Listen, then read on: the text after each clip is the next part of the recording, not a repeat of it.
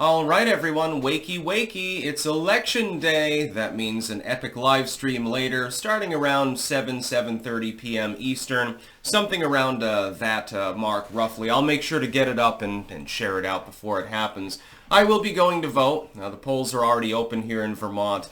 I'm not voting for Trump to win the state, because it's going to be like 60-40. That's about the best he can hope for, and that would be an underperformance, by the way, by Kamala.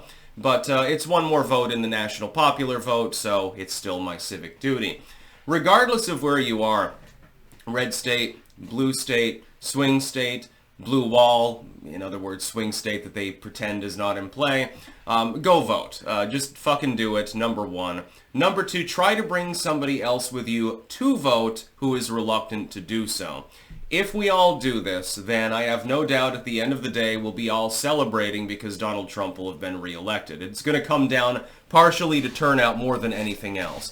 While he's got the tailwind, and while he's got a slight advantage in, I believe, 5 or 6 of the swing states, there's always going to be shenanigans. We know that this will happen in Arizona. We presume it'll happen in Pennsylvania.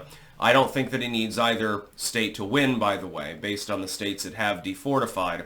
But it's going to be close enough that every vote is actually going to count. Like if you're in like fucking Michigan or Wisconsin or something like that, yeah, your vote counts. It counts a lot, considering the margin of victory in 2020 and the relative small margin of actual victory in 2016.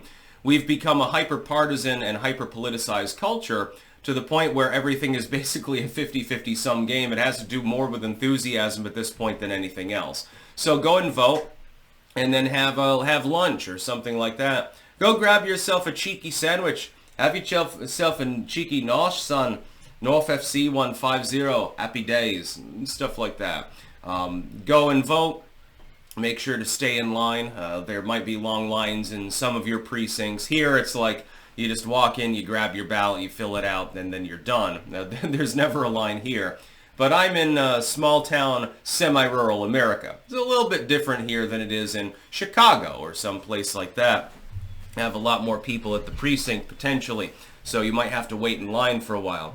Might want to bring some water. Might want to bring a snack or two or something like that. State laws on such things apply. And make sure that if it's legal in your state to record what's going on in there, if you see any funny business, it might be a good idea to record that.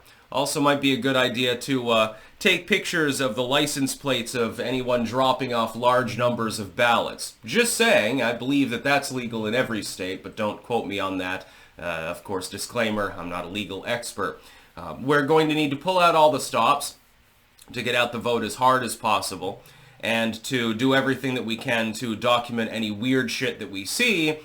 Again, especially if you're in a competitive state, especially Arizona and Pennsylvania, and possibly Georgia, I suppose, because there will be shenanigans. To be clear, in this election, there will be bullshit that goes on. It is inevitable that it will. There will be ballot fraud, there will be dead people voting, etc., etc. In some states, you don't even have to show an ID to get your ballot, so some people are going to show up and find out that they already voted, inevitably for Kamala Harris, I'm sure, and that will happen.